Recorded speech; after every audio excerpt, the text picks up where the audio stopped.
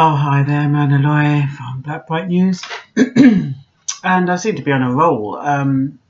Today's video is about those immigrants, we'll call them, who've been in the country from the 1950s, 1960s, and now they're being asked to leave or they're being refused medication unless they pay for it. So I'm going to show you a video. This is my normal practice these days, and I'd like your comments and your views.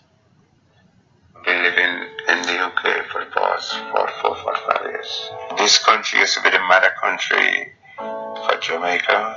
We were ruled by this country. Yeah, there wasn't a store where you come to this country, you know.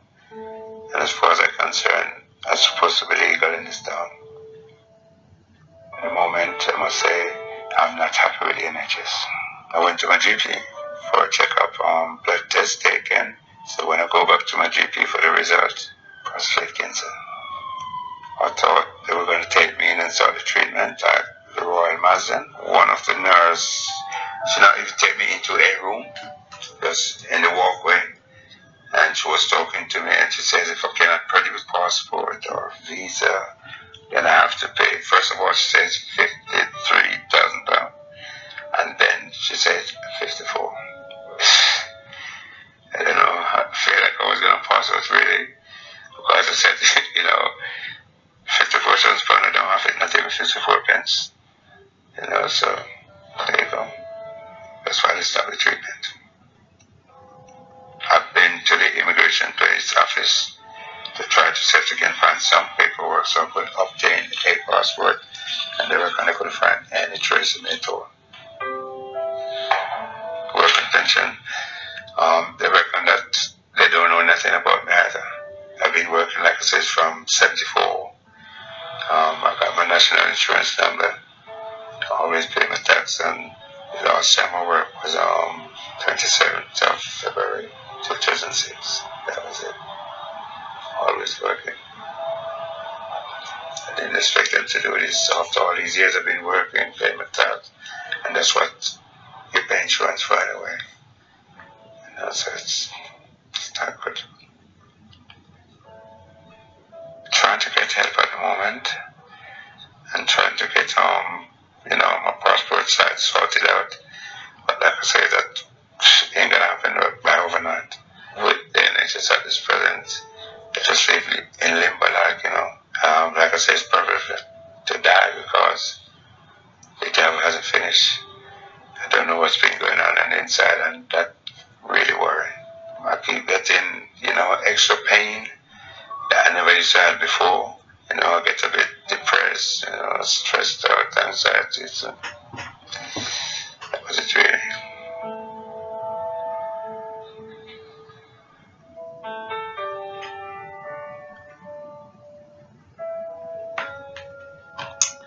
Yeah, that's a very sad incident, but it's ironic because the same time I received that one, I received this one. I think it's this one. I feel just like what they call me. I feel like an alien in this country.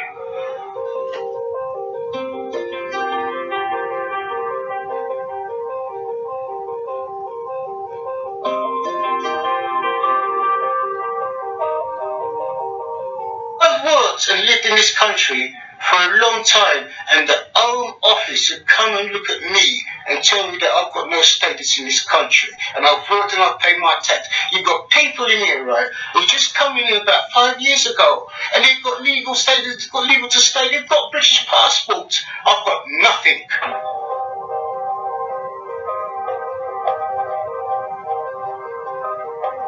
I came over illegal. I didn't break in here. I didn't swim over here. I came over illegal with my mum.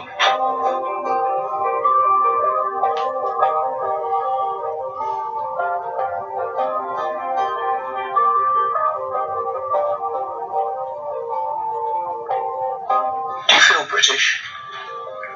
Most definitely. I've been here from I'm 8 years old. I've not left the country. How could you live in a country so long and don't feel British or American or German or whatever country you're in? you're living the lifestyle from them times. You've been in school there, secondary school.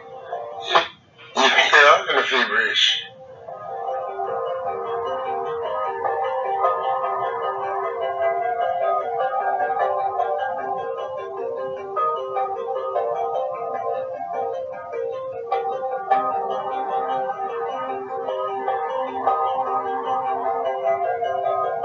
Was there ever a point where you were afraid you were going to be forced to leave the country and never come back? Holy times. Holy times. It'd be easier to say the times when I felt that I wasn't going back. But there's only the times I felt, yeah, it's going to be the next week. Yeah. I feel just like what they call. Yeah, I showed those two videos together because they are similar. But it is to do with whether or not the government is justified in sending them back after such a long period of time. What they seem to have been giving them is a false sense of security. And I remember I used to say to my children, you know, don't stay on the dole, don't go on the dole, because you're going to reach a place where you're going to feel so happy and secure on the dole, and then they're going to take the blanket from under your feet. Fortunately, my daughter, she only did it a little while after she had her last child, and she's working in a full-time job now. But what my point is that you can become complacent with your situation. Now, the second gentleman was saying that he used to feel that they might send him back any time. So then you kind of ask yourself, so why didn't you get your citizenship sorted out a long time ago? With the first guy, he's been working all his life. You don't expect to go to the NHS, which everybody says is free, and be turned away after you've spent all those years in this country, paid your national insurance and your taxes, which to me I thought was for the hospitals, only to find that because you didn't take out your citizenship and you weren't naturalised, that you don't qualify for NHS anymore. And he's getting a bill $54,000 if he wants to be treated for prostate cancer. The fact that he's going to stress over that is only going to make his symptoms worse. So, you know, a lot of us who were born in this country, like me, I mean, I've been here, don't even want to go there, but I was born in this country, and you don't realise what people who are not born in this country go through. They did have that part where, you know, British women married others, you know, to get a visa in order for them to come into the country and get their naturalisation that way, or the citizenship. That's no longer a possible. You can't do that anymore anyway. But that gave some people a little look in. And, you know, the reason why that fell through, because a lot of the men who married the women to get a visa weren't sincere. They married them simply to get a visa. Then they left them and brought over the women who they had in Jamaica or other parts of the Caribbean and settled down with them. You know, and when the system saw that that's what was happening, they stopped it. So, yeah, it serves them right. The only thing is that a lot of them have got their citizenship at the expense of, you know, exploiting the system and women who thought these men were serious about them when they weren't. But my point is, regardless of how you get your citizenship or your naturalisation, should have done it a long time ago. You cannot trust the system. I'm sure if they had a way of getting even black people who were born here out of the country, I don't know where they would put them, but they would do so. So you have to make sure you're doing things right. You can get away, one thing I know about England, you can get away with something for some time, but they are watching and they will get on top of you in the end. So what you think you're getting away with, you're not going to get away with it. So just do things proper. Just do things righteous. We live in a cruel, unfair world. And it's so sad that so many of our elders, people who don't know anybody in the Caribbean because they've been here all their life, and who will be considered as, you know, betraying those people in Jamaica or the other parts of the Caribbean. They're considered as, what do they call them? Deportees. And they don't have no respect for them. And they're putting them in tents outside the airport.